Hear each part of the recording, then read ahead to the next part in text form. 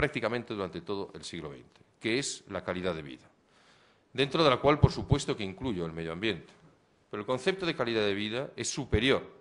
a lo que son los elementos contaminantes, ya sean atmosféricos o acústicos. Los excrementos de caballos del siglo XXI se llaman CO2, se llaman dióxidos de nitrógeno, se llaman partículas en suspensión. Esos son los excrementos de caballos del siglo XXI. Quizá no erraron tanto los ciudadanos neoyorquinos que a principios del siglo XX contestaron a aquella encuesta cuando decían que imaginaban una ciudad hasta no se sabe qué altura de piso llena de excrementos de caballos, porque esos excrementos de caballos realmente han subsistido durante el siglo XX, aunque eso sí, convertidos en elementos contaminantes. Y los carros no iban arrastrados por caballos, pero producían además un elemento contaminante acústico que también ha determinado un fenómeno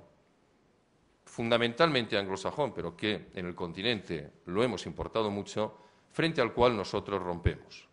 que es la división de la ciudad en su espacio productivo y en su espacio residencial. Nueva York quizás sea una excepción, como consecuencia de su muy especial idiosincrasia, de lo que es un modelo de vida anglosajón, donde se distingue claramente el espacio, por lo tanto el tiempo, entre la residencia y, que suele estar en los suburbios, en el mejor sentido de la expresión, es decir, fuera del downtown, fuera de lo que es el centro productivo, y lo que son las actividades de carácter comercial, de carácter productivo e incluso, por supuesto, de carácter industrial. Segunda premisa, por tanto, ¿qué modelo de ciudad queremos? Porque no podemos, y ahí es donde introducía yo el concepto más amplio de calidad de vida, supeditarlo todo a la productividad. Y no podemos ni debemos supeditarlo todo a uno de los factores de la productividad, que, como he dicho desde el primer momento, es sin duda ninguna la movilidad.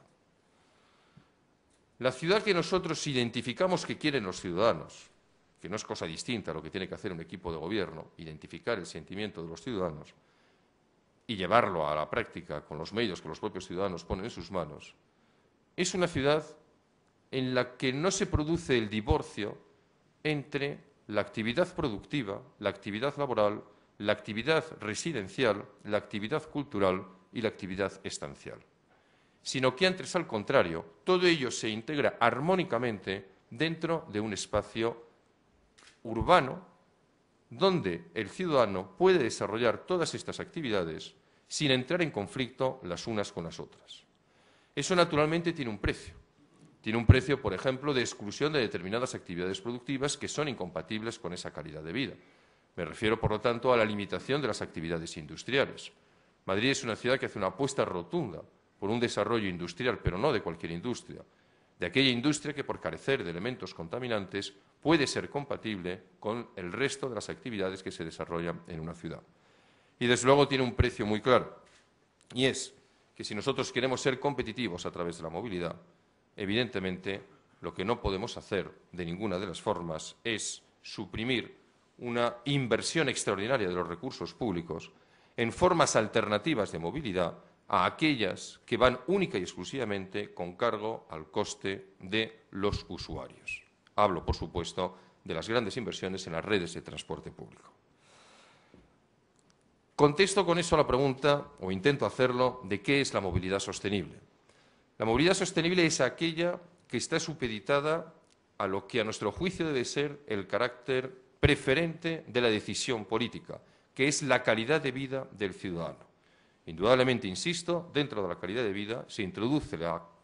movilidad como factor de competitividad, pero se introduce también los requisitos medioambientales, los requisitos estanciales, los requisitos de uso de lo público que le permiten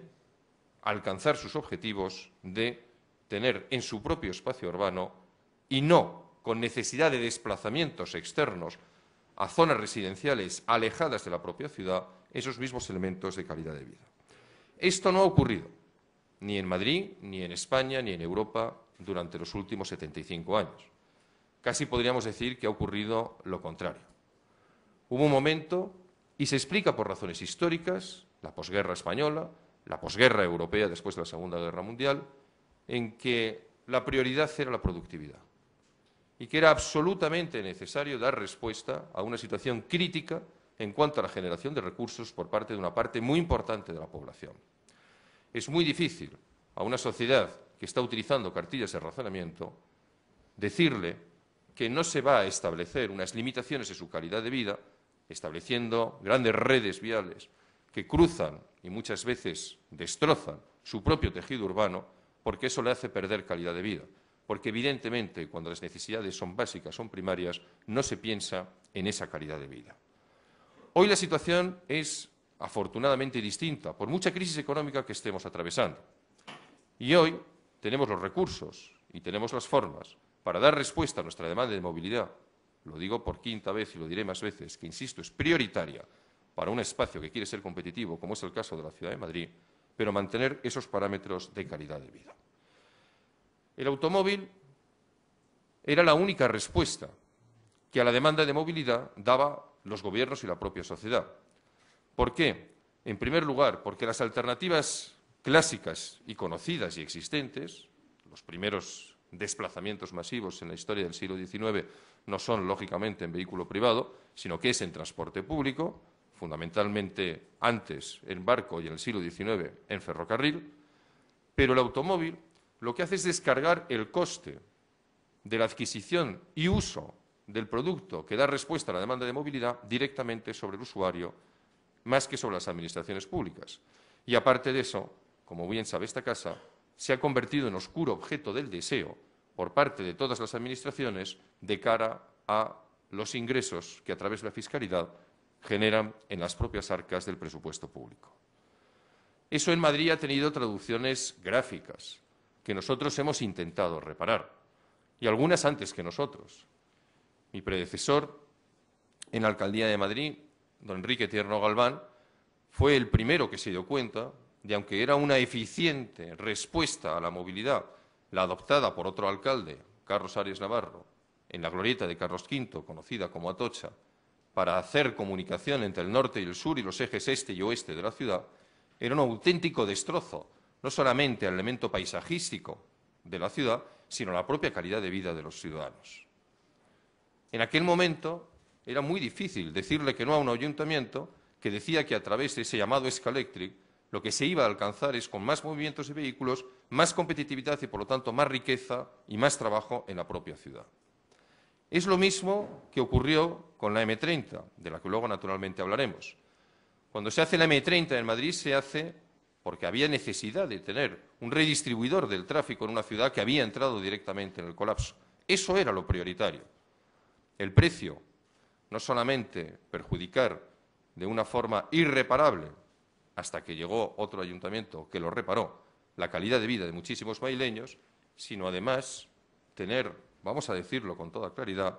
el valor y arrogancia histórica de secuestrar literalmente un río, situándolo entre dos ramales de una autopista urbana, con lo cual se rompía lo que es uno de los elementos no solamente vertebradores, sino constitutivos de cualquier espacio urbano, como lo es, por muy humilde que sea, el río Manzanares en relación con la Ciudad de Madrid.